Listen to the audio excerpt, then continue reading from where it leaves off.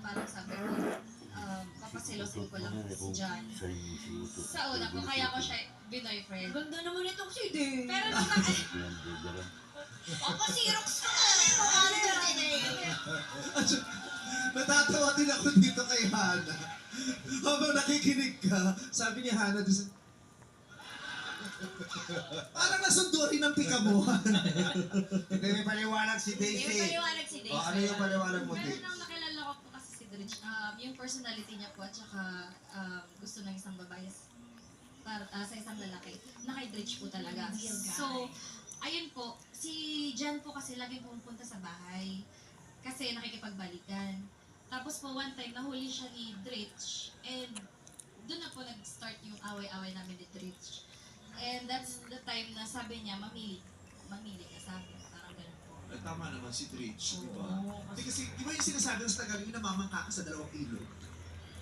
Kasi, yun, yung dalawang ilog para siguradong may ilog kang pinamamangkaan. Kaysa gumising ka sa isang ano, ay wala na akong ilog na pinamamangkaan. Pero again, ikaw lang din naman nakakaalam kung ano talagang naramdaman mo at ginawa mo. Ang tanong ba, nagkabali ka ba kayo ng ex? Asawa ka na po siya din. Ay! Ang ganda mo talaga, Dave! Asawa niya na ngayon.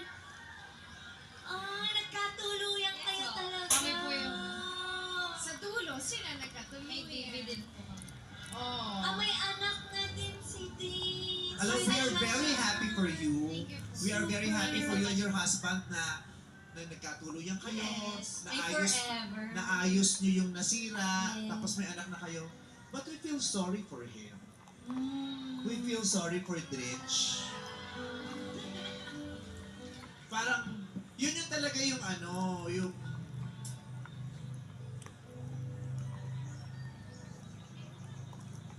It happens. What? It happens. Hindi siya pinaka-ideal na love story. Dalo mo gani siya kayo. Yeah, pero hindi natin pwedeng i-normalize Galisod yun siya, na galisod. gagamit tayo ng ibang tao para makakampi. Diba? Ang toothbrush naka-crocs. Yung para maging masaya tayo, May gagamit tayo ibang tao kasi hodang masasaktan yung puso niya.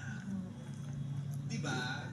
Kasi puso talaga yun. Binigay niya yung love niya eh. At saka iba yung praning ng love ha. Pag nasaktan ka sa love, iba yung pain na maidudulot nun pag nasaktan yung puso mo because of love.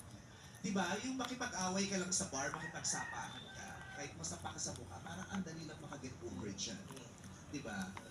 Yung Emotional yung pain. mabash nga, parang ang dali lang makaget over, diba?